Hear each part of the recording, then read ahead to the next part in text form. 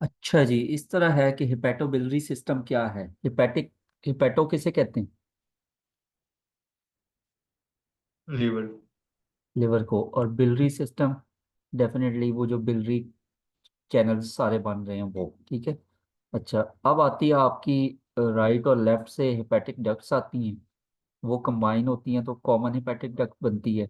ये common hepatic duct मैंने बताया था, फिर ये सिस्टिक डक्ट्स के साथ कंबाइन होती है तो ये क्या बनती है?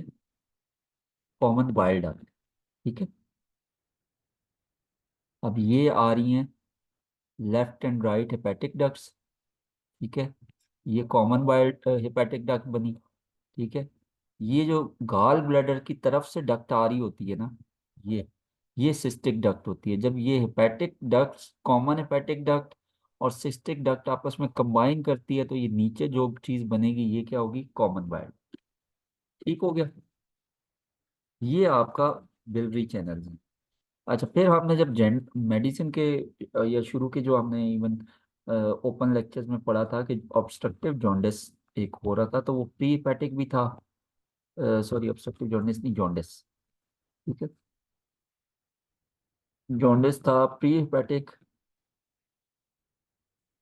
हेपेटिक और फिर पोस्ट हेपेटिक। ठीक है। ये जो ये जो चैनल्स है ना, इनकी ब्लॉकिंग में, इनकी या इनके बाद की ब्लॉकेज में कोई भी इशू जब आता है और उसकी वजह से इस यहाँ से आगे आगे कोई इशू आता है और उसकी वजह से जो भी जॉन्डिस होता है ना, यानी ऑब्स्ट्रक्टिव जॉन्डिस है, स्ट्रक्चर की वजह से है, हेड ऑफ पेंक्रियास के इसको कंप्रेस करने, बाइल डक्ट को कंप्रेस करने की वजह से है, किसी भी वजह से है, तो वो पोस्ट हेपेटिक जॉन्डिस होता है। ठीक है।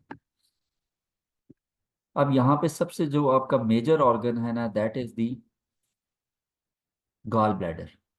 ठीक है। गाल ब्लैडर में आपका क्या होता है? बाइल स्टोर होता है। कल भी मैंने सवाल पूछा था, सबसे ज्यादा बाइल का सबसे मेजर कंपोनेंट क्या है? वाटर। सबसे मेजर वाटर सॉलिड कंपोनेंट कौन सा है? Bile salts. ठीक है। उसके अलावा इसमें बिलीरुबिन होती है। और क्या होता है? कोलेस्ट्रॉल। ठीक है।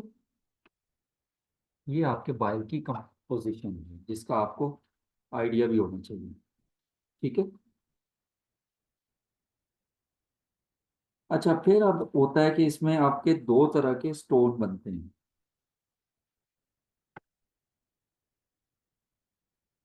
अच्छा,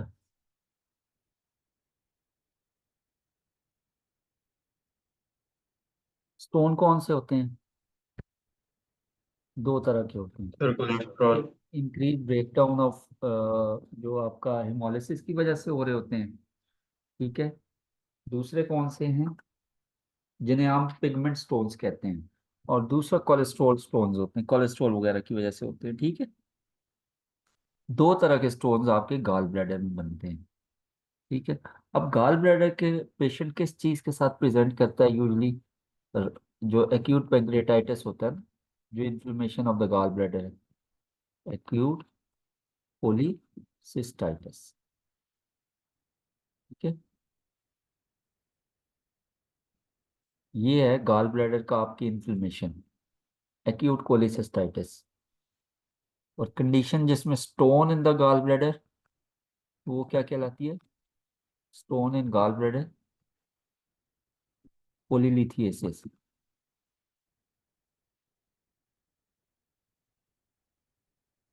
ठीक है जी।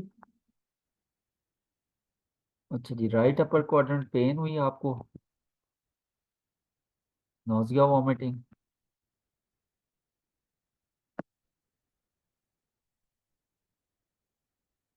टेंडर,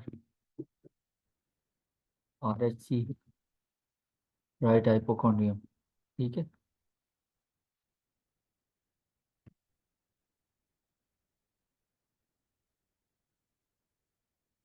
तो ये सिम्टम्स होते हैं यूजली एक्यूट कोलिसिस्टाइटिस के। ठीक है।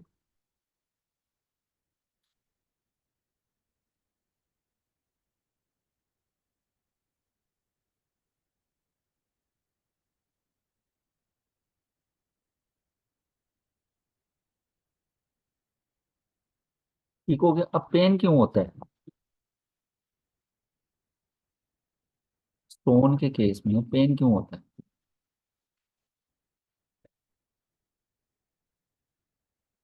कंप्रेशन की वजह से सर, स्क्वीज होता है गाल ब्लैडर, लेकिन आगे वो स्टोन होते हैं तो वो ये हाँ, एक और बाइल सिम्टम उसमें था कि pain in right hypochondrium, pain RHC after food intake या फैटी फूड। ठीक है, आफ्टर फूड या फैटी फूड।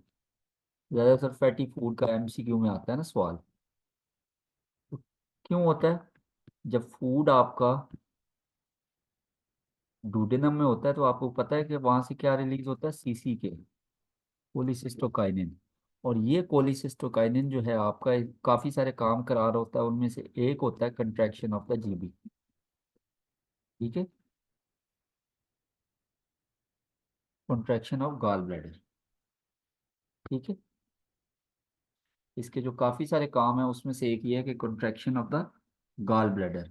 जब वो contraction of the gallbladder ये कराता है तो बाइल रिलीज होता है।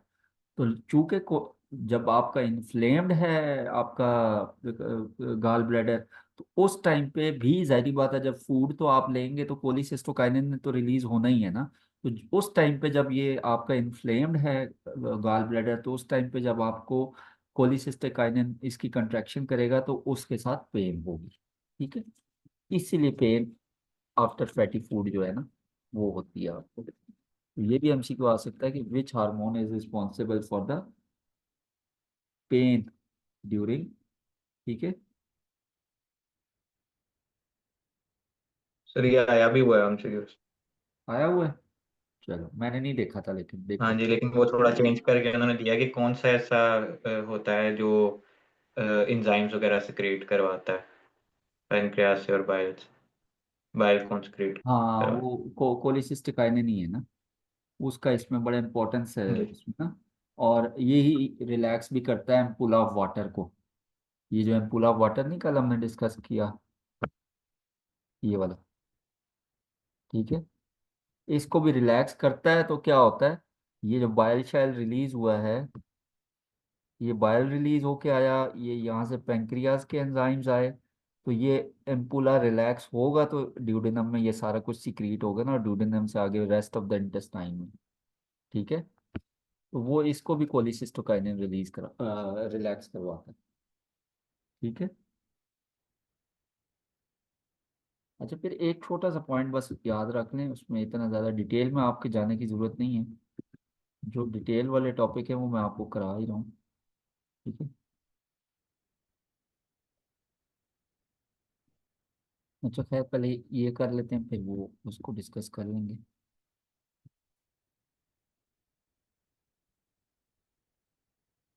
चलिए, गाल स्टोन्स बताए मैंने आपको, पिगमेंट। अच्छा, इसमें ये होता है कोलेस्ट्रॉल स्टोन्स में आपको यही चीज़ें हो सकता है आपको उधर एग्जाम में दी हुई हो। 4 F's याद रखने होते हैं कि फीमेल होगी, ठीक है, फैट 40s में होगी, फैटी होगी मतलब ओबीज, ठीक है, ओबेसिटी। और वैसे फैटी फूड भी याद रखें, इनटेक ऑफ फैटी फूड। ठीक है, और फर्टाइल यानी प्रेगनेंसीज काफ़ी सारी हो चुकी होंगी। ठीक है, ये 4 F's, और साथ एक ऐड कर लेंगे फैटी फूड के साथ एसोसिएटेड। ठीक है, तो ये होता है, तो कोलेस्ट्रॉल स्टोन्स इस किस्म की प्रेजेंटेशन के साथ प्रेजेंट कर सकते हैं। ठीक है, और फिर पिगमेंट स्टोन्स तो आपको पता ही है, वो आपने डिस्कस किया भी होगा हेरिडिटरी स्फीरोसाइटोसिस वगैरह में और इन सारी चीज़ों में जिसमें बहुत ज़्यादा आपका ब्रेक डाउन हो रही होती है, ब्लड की हेमोलिसिस हो रहा होता है, उनमें बन सकते हैं। ठीक है, अब इसमें क्या होता है, कॉन्सिक्वेंसेस क्या होते हैं, आपका जो गाल ब्लैडर है उसका एम्पाइमा हो सकता है। ठीक है, और काफ़ी सारी दफ़ा ये होता है कि आपका स्टोन मौजूद होता है बट एसिम्टोमेटिकली प्रेजेंट होता है। अल्ट्रासाउंड होता है किसी और वजह से और उस पर पता लगता है कि स्टोन भी मौजूद है। ठीक है, उसके अलावा वही एक्यूट कोलिसिस्टाइटिस और वो चीज़ें हो सकती हैं। साथ में क्या होता है, empyema of the gallbladder हो सकता है। ठीक है। और क्या हो सकता है?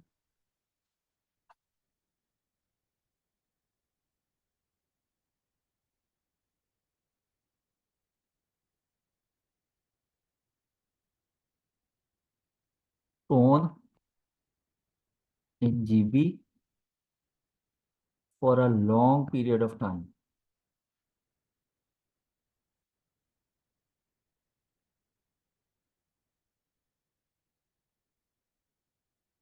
ठीक है। इट कैन लीड टू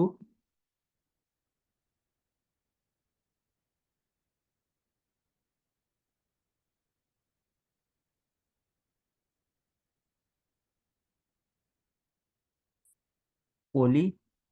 पोली क्या है? गाल ब्लैडर से रिलेटेड कोई भी। ठीक है। एंटेरिक फिस्चुला, इसीलिए कोलिसिस्टाइटिस कहते हैं ना। पोली एंटेरिक फिस्चुला में क्या होता है, आपका कनेक्शन बन जाता है जीबी का और इंटेस्टाइन का। ठीक है।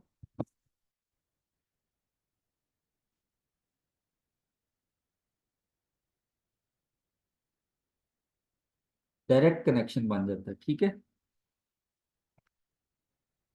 ये एक पॉइंट इंपॉर्टेंट है कि लॉन्ग टर्म में अगर आपका स्टोन वहां पे रह गया है तो क्या होगा। ठीक है। तो कौन सी कॉम्प्लिकेशन हो सकती है? अब ये आपका स्टमक था। ठीक है। ये आपका सी शेप्ड डूडेनम पड़ा हुआ है। यहाँ से आपका ये चलें, ये उसके साथ मिल रहा है हेपेटिक डक्ट के साथ, कॉमन हेपेटिक डक्ट के साथ CHD। कॉमन हेपेटिक डक्ट के साथ आपका सिस्टिक डक्ट मिल रही है। ये क्या बन रही है? Common bile duct. ठीक है। और ये इधर आके पैंक्रियाटिक डक्ट वगैरह ये सारा जो होता है, सॉरी, ये आके इधर ओपन हो रही है और साथ इधर ही वो पैंक्रियाटिक डक्ट भी ओपन हो रही है। ठीक है। ये एम्प्यूल ऑफ वाटर है आपका। अब क्या होगा, कनेक्शन कहाँ बन जाता है? ये डायरेक्ट इसका और कहीं भी इधर, मतलब ये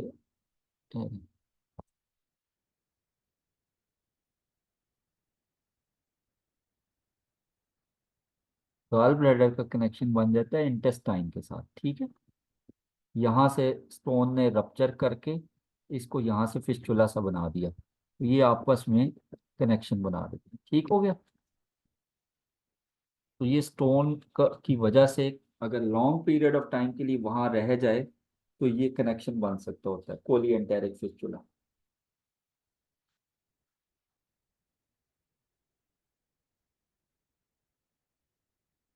ठीक है।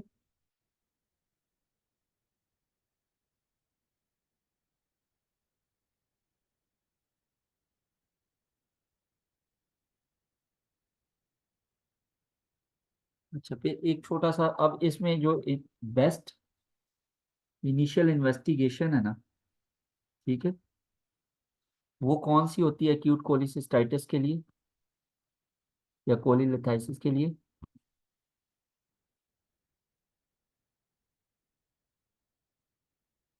Ultrasound abdomen. ठीक है। ये best initial investigation.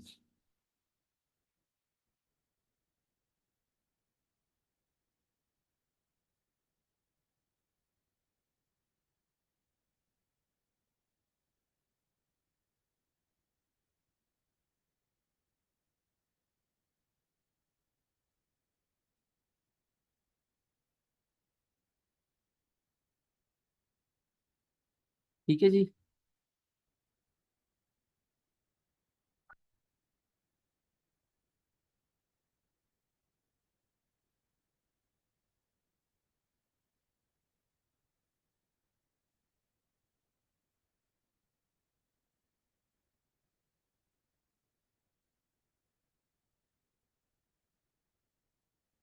Ultrasound plays important role in acute cholecystitis. ठीक हो गया।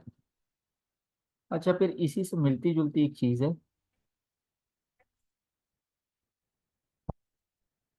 अच्छा, एक्यूट कोलिसिस्टाइटिस में आपने सर्जरी कब करनी है, व्हेन टू गिव ट्रीटमेंट?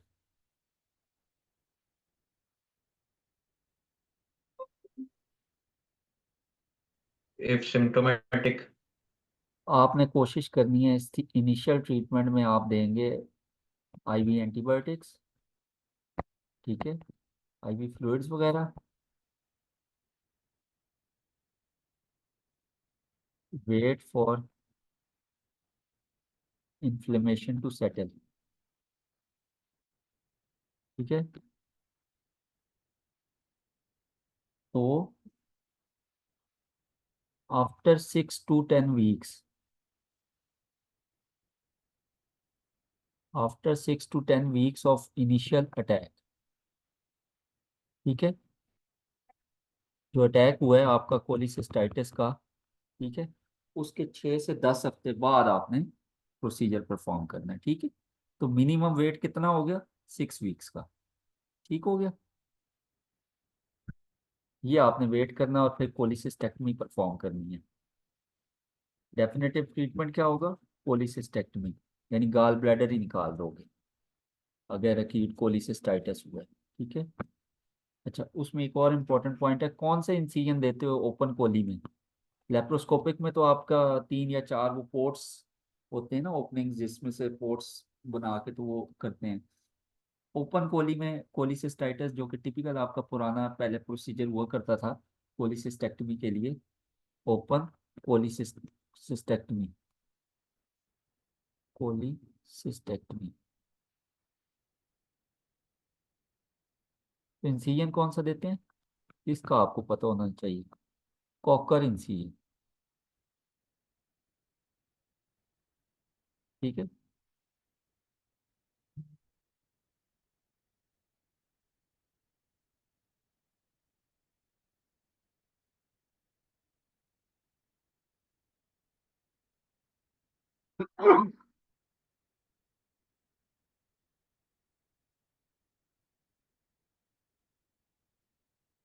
ये मेजर है, ठीक है। 2 3 और भी तरीके होते हैं, लेकिन कॉकर इंसिजन मेनली होता है। क्या होता है,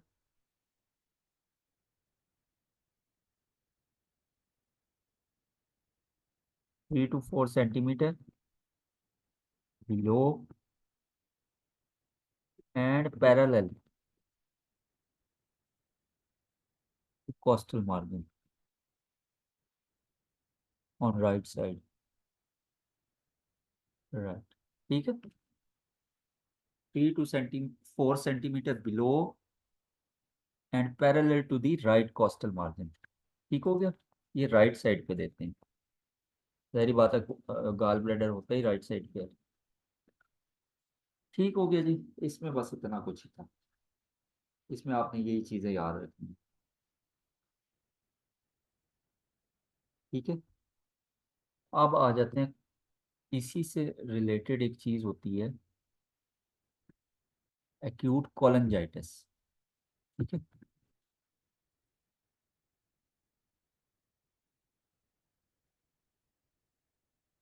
ये एक्यूट कोलंजाइटिस में क्या होता है,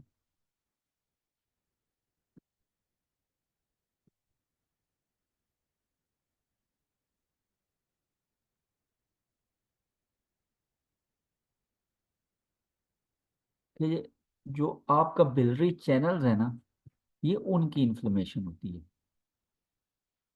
कोलंजाइटिस, कोलन जहाँ भी आ जाएगा ना, जैसे कोलेंजियो कार्सिनोमा, ठीक है। तो ये बिलरी ट्री का आपका इशू होगा जहाँ भी। अब ये cholangiocarcinoma is the carcinoma of biliary tract, ठीक है, उनका है। तो ये बिलरी चैनल्स का जहाँ भी होगा तो ये इन्फ्लेमेशन होगी, तो दैट इज एक्यूट कोलेंजाइटिस, ठीक है। टिपिकली ये प्रेजेंट करता है शार्कोट्राइड के साथ, इसके लिए ये याद रखना आपने। चार्कोट्राइड क्या होता है, फीवर, कहाँ होता है गाल ब्लैडर और बिलियरी? राइट हाइपोकॉन्ड्रियम पेन, ठीक है, और जॉन्डिस। अब कोलिसिस्टाइटिस में आपने देखा होगा हमने जॉन्डिस का जिक्र नहीं किया था। हमने उधर राइट हाइपोकॉन्ड्रियम पेन का जिक्र किया था, फीवर भी हो सकता है, उसके अलावा फैटी मील के बाद पेन का जिक्र किया था हमने,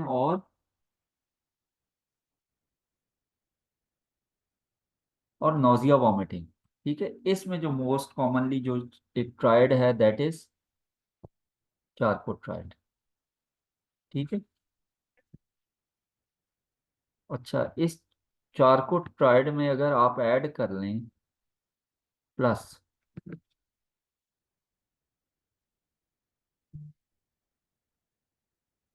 क्या चीज ऐड करनी है? ये क्या हो रहा है, फीवर है जहाँ पे, राइट, जॉन्डिस है, ये किस वजह से हो रहा है?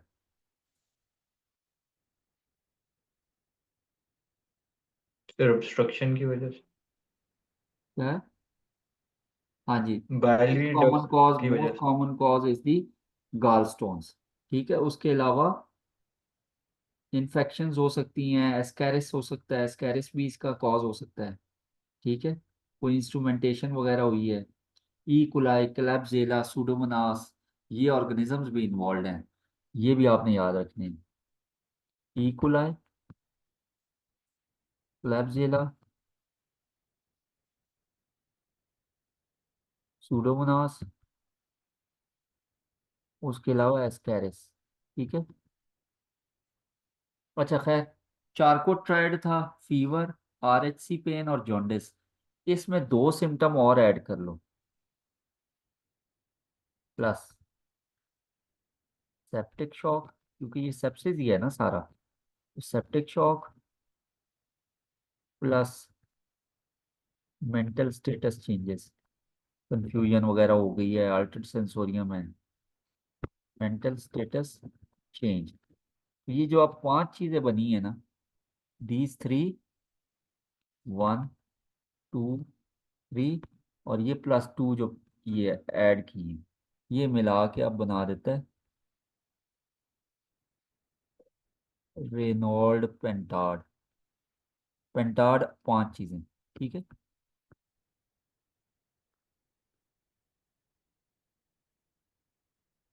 रेनॉल्ड पेंटार्ड। ठीक है जी।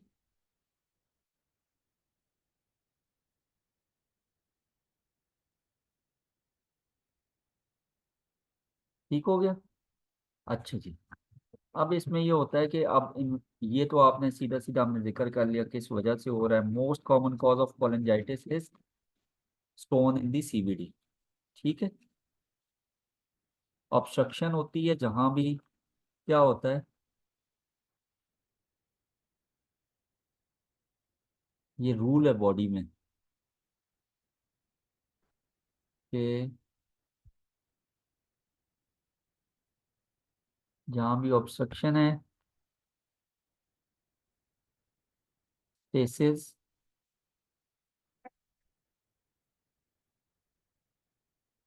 ऑफ सिक्रीशंस कह लें, फ्लूइड्स कह लें, वहां पे रिस्क ऑफ इन्फेक्शन इंक्रीज।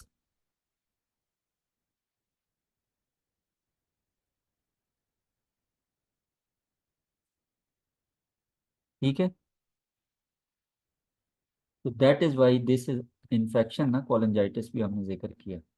तो सीबीडी जब ब्लॉक होती है, ऑब्स्ट्रक्शन होती है स्टोन की वजह से, तो आपका ये बन सकता होता है। ठीक है, उसके अलावा चारकोट ट्राइड का इसमें आपको पता होना चाहिए, रेनॉल्ड का पता होना चाहिए। ठीक है, ये सारी चीज़ें इसमें हो सकती हैं।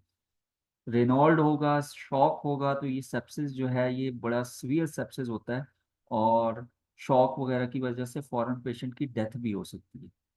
ठीक है, स्पेशली जब रेनॉल्ड होता है, रेनॉल्ड पेंटार्ड का मतलब ही ये है कि बहुत ज़्यादा सीवियर इन्फेक्शन। ठीक है। अच्छा जी, अब इसमें होता क्या है, जॉन्डिस मिलेगा आपको, यानी इंक्रीज बिलीरुबिन। और ये कौन सा बिलीरुबिन होगा, कॉन्जुगेटेड होगा या अनकॉन्जुगेटेड होगा? कॉन्जुगेटेड।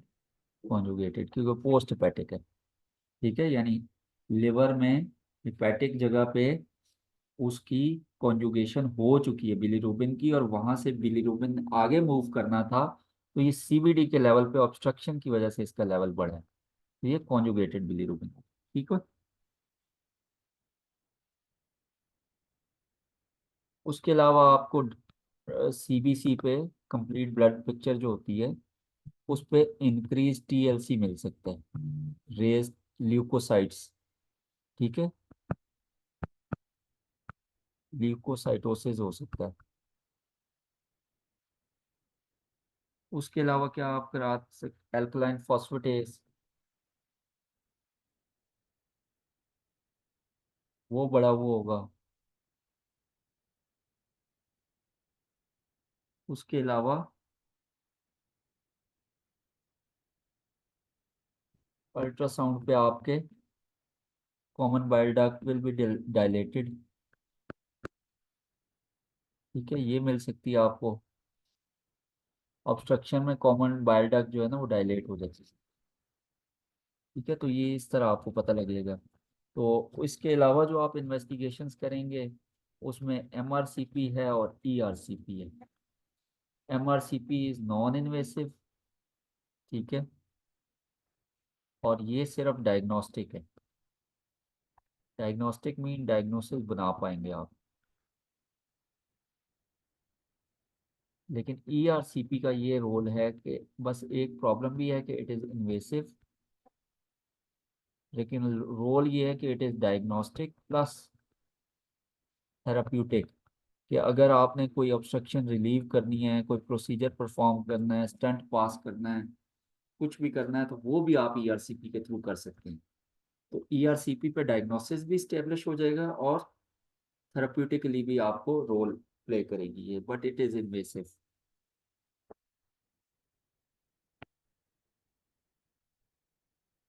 ठीक है। ईआरसीपी के साथ कॉम्प्लिकेशन कौन कौन सी हो सकती है, इन्फेक्शन है, उसके अलावा पैंक्रियाटाइटिस भी कॉज हो सकता है, बिलियरी ट्रैक्ट की परफोरेशन वगैरह भी कॉज हो सकती है। ठीक है, ये कुछ चीज़ें आपको पता होनी चाहिए।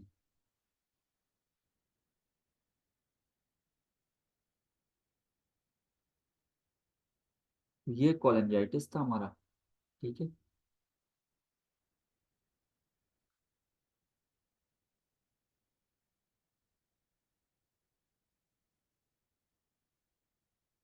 अब हमारा एक इम्पोर्टेंट जो टॉपिक है दैट इज पैंक्रियाटाइटिस। ठीक है,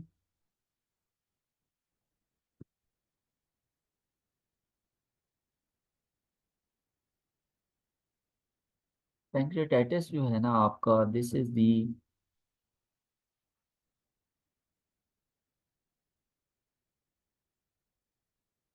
इसके राइट पे होता है डुोडेनम और इसके लेफ्ट पे होती है स्प्लीन। और it is exocrine plus endocrine hormone. It has exocrine plus endocrine function. Exocrine में ये आपके सारे एंजाइम्स वगैरह भी बना रहा होता है, वो सिक्रीट कर रहा होता है। एंडोक्राइन में ये क्या करता है, कौन सा हार्मोन ये रिलीज करता है, मेजर हार्मोन? इंसुलिन। इंसुलिन, शाबाश। ठीक है। अच्छा जी, इसका हेड होता है, फिर एक अनसीनेट प्रोसेस होता है, नेक होती है और टेल होती है। ठीक है, ये इसके चार प्रोसेस हैं। इसकी जो ये आपकी इसकी पैंक्रियाज की रिलेशंस है ना, they are very important. Relation mean, head जो है वो कहाँ होता है, C shaped cavity in the, ये देखो तस्वीर बन रही है, ये हेड है, और इसके इर्द गिर्द ये आपकी सारी ड्यूडेनम पड़ी हुई। ठीक है, तो head lies in the C shaped cavity, concavity of the concavity of the duodenum. ठीक है,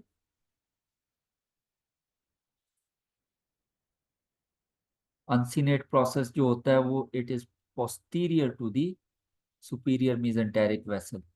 ठीक है। और नेक ऑफ पैंक्रियाज कहाँ पे होती है? It is anterior to the superior mesenteric vessel. ठीक है। एंड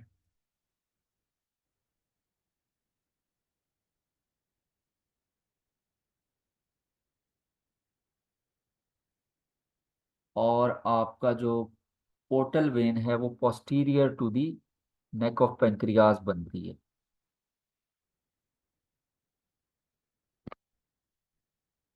पी से पोर्टल वेन, पी से posterior, posterior to the neck of vein, posterior to the neck of pancreas portal vein form होती है आपकी। ठीक है। और tail of pancreas ends as it passes between layers of splenorenal ligament. ठीक हो गया। ये आपकी सारी कहानी है।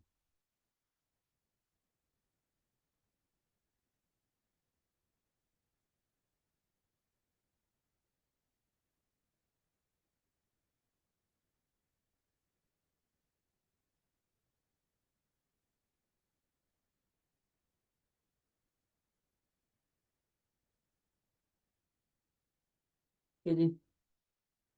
अब इस हार्मोन इसका, इस ग्लैंड का जो है ना, इसकी आर्टीरियल सप्लाई कहाँ से आती है?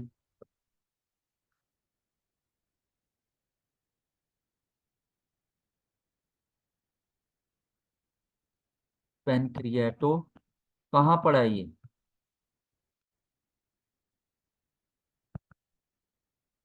डुडेनम के पास। तो पेनक्रियाटो डुडेनल आर्टरी से और क्लिनिक आर्टरी से। ठीक है। ये दो जगह से सप्लाई इसकी आती है, आर्टीरियल सप्लाई।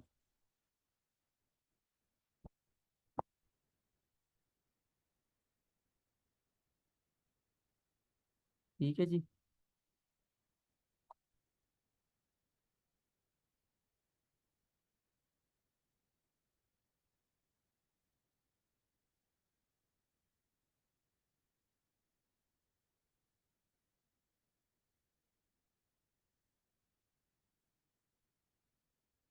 जो इन्वेस्टिगेशन ऑफ चॉइस है for the issues of pancreas वो सीटी स्कैन होता है। ठीक है। अच्छा जी, एक्यूट इन पैंक्रियाटाइटिस, इसके कॉसेस क्या हैं?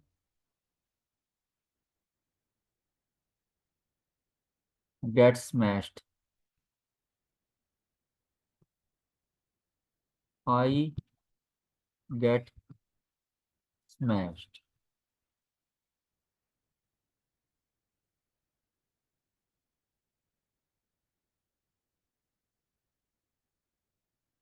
ठीक है। आई में आई क्या है?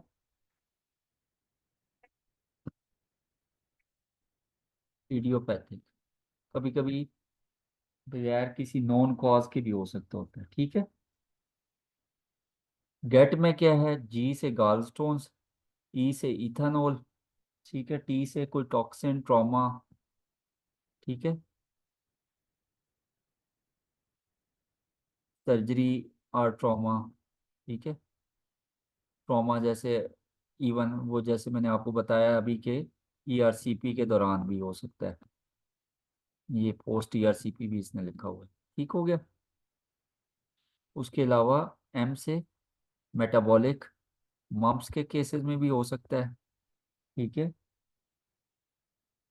ए से ऑटो इम्यून कॉजेज, एस से स्कॉर्पियन और स्नेक बाइट, स्कॉर्पियन बाइट का पूछ लेते होते हैं।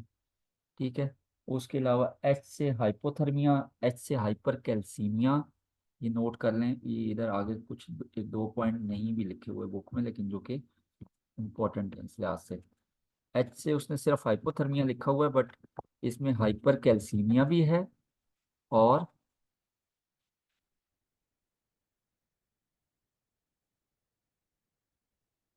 हाइपर ट्राइग्लिसरीडीमिया भी है। हाइपर ट्राइग्लिसरीडीमिया, ट्राइग्लिसराइड्स का लेवल जिसमें ज़्यादा होता है, ठीक है। और स्मैश में ई जो है, ठीक है, स्मैश में फिर आपका डी, ठीक है। तो डी में क्या आता है?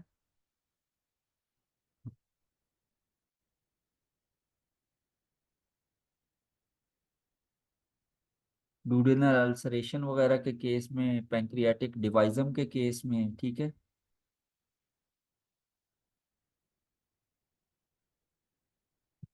ठीक है। उसके अलावा एक दवाई भी होती थी जो कि पैंक्रियाटाइटिस करा रही होती है, वो कौन सी होती है? एड्स वगैरह सर में, ये, जी, एड्स वगैरह में यूज होती है डाइडेनोसिन, एंटी एच आई वी है मेडिकेशन में, ठीक है। ये भी कराती है पैंक्रियाटाइटिस। और भी बहुत सारी हैं, फार्मा में आप पढ़ेंगे, ठीक है। ये सारे कॉजेज हैं। आई गेट स्मैश्ड, ठीक है जी।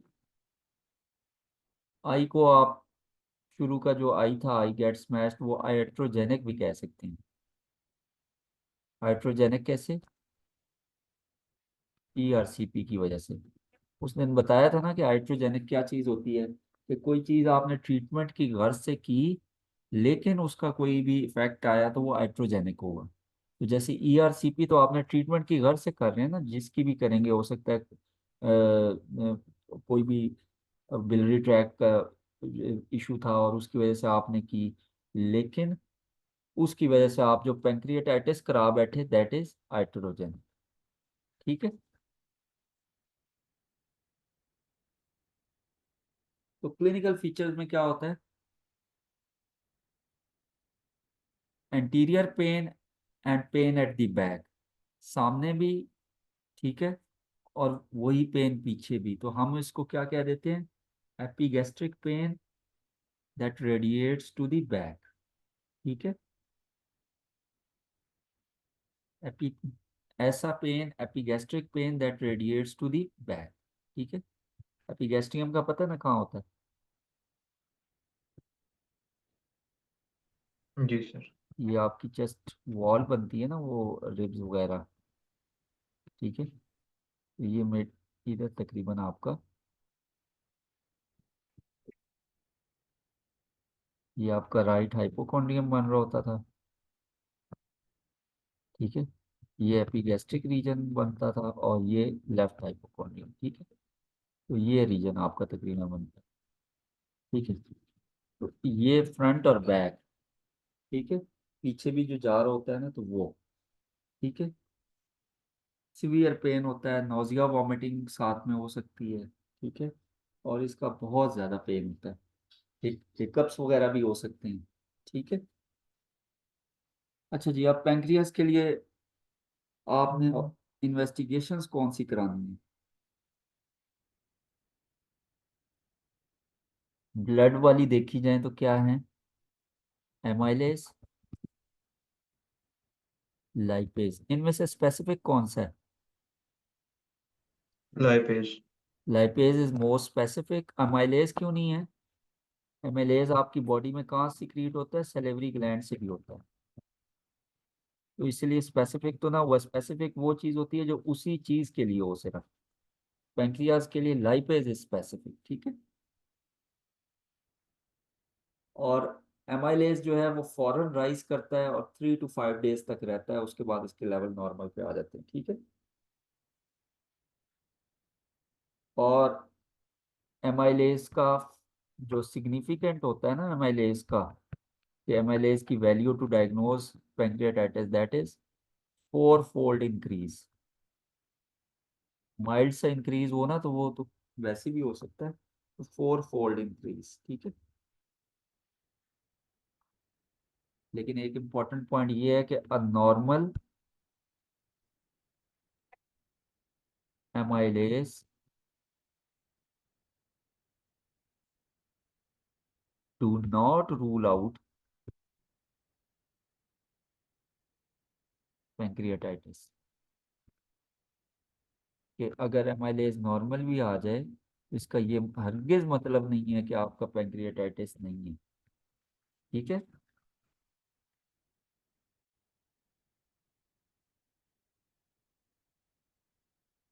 अच्छा जी, अल्ट्रासाउंड कराते हैं इनिशियल इन्वेस्टिगेशन। क्यों? अल्ट्रासाउंड पे आपको पैंक्रियाज का नहीं पता लगता, due to the bowel gases, due to bowel gases.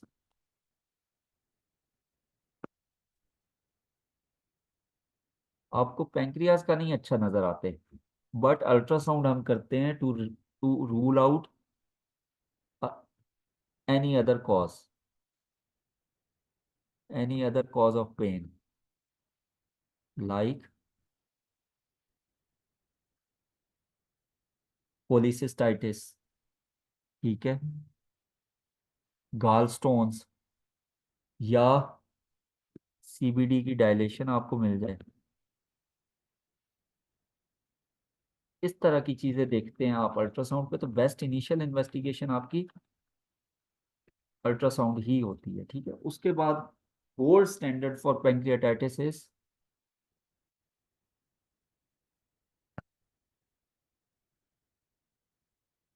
Gold standard to diagnose pancreatitis is CT. ठीक है। सीटी स्कैन ऑफ एब्डोमेन,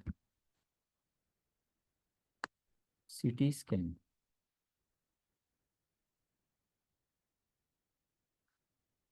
ये गोल्ड स्टैंडर्ड है।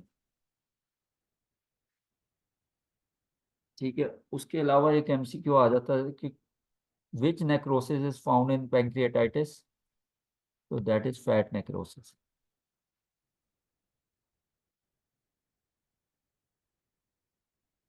ठीक है। अच्छा, अभी ऊपर भी हमने पढ़ा था और मैंने बताया भी था कि हाइपर कैल्सीमिया कैन कॉज, ये लाजमी नहीं है होगा, लेकिन can cause pancreatitis.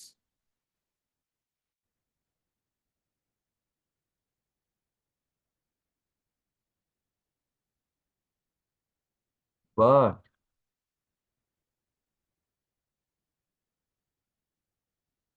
Pancreatitis can cause hypocalcaemia. ठीक है। क्यों होता है ऐसा? पैंक्रिया पैंक्रियाटाइटिस के दौरान लाइपेज रिलीज होता है। लाइपेज क्या करता है? आपके ग्लिसरोल्स को फैटी एसिड्स में कन्वर्ट करता है। वो फ्री फैटी एसिड्स जो हैं वो आपके कैल्शियम को बाइंड करते हैं। जब कैल्शियम को वो बाइंड कर लेते हैं तो हाइपोकैल्सीमिया कॉज होता है।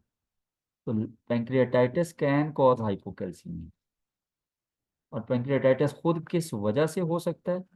वो हाइपरकैल्सीमिया की वजह से भी हो सकता है। तो ये दो डिफरेंसेस हैं। तो एक ही यानी मार्कर है यानी कैल्शियम, तो उसके अपर और लो होने के रीजंस आपको बता दूं। ठीक है जी। उसके अलावा वैसे आपसे वो पूछेंगे नहीं, लेकिन मैंने कहा आपको बता दूं कि किस क्राइटेरिया से इसको इसकी सिविरिटी चेक की जाती है। रैनसन क्राइटेरिया, मोस्ट कॉमनली रैनसन। अपाची भी होता है, लेकिन शायद अपाची का ना पूछें आपसे। रैनसन और अपाची। ठीक है। और सीआरपी ऑफ मोर देन 150, ये आपके सिविरिटी को शो कर रहे हैं। ठीक है जी। रैनसन, अपाची और अपाची टू स्कोर जो होता है। ठीक है। और सीआरपी ऑफ मोर देन, वो, और जीसीएस को भी इसमें देखते हैं। ठीक है, जीसीएस भी। मैनेजमेंट आपकी क्या होती है जी?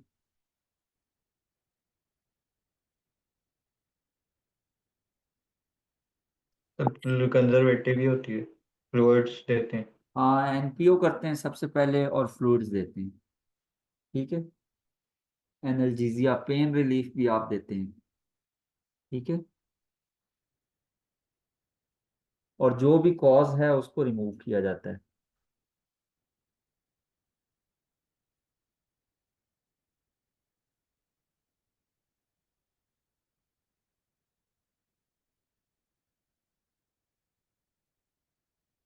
ठीक है बच्चे, चल आज के लिए बस इतना ही। ठीक है, इसका जो रिमेनिंग पोर्शन है, कॉम्प्लिकेशंस ऑफ पैंक्रियाटाइटिस और सूडोसिस्ट, पैंक्रियाटिक सूडोसिस्ट, ठीक है, और पैंक्रियाटिक कार्सिनोमा, इसके पॉइंट्स अभी मुझे टाइम मिला तो मैं लेक्चर रिकॉर्ड करके दे दूंगा, या फिर कल कर लेंगे।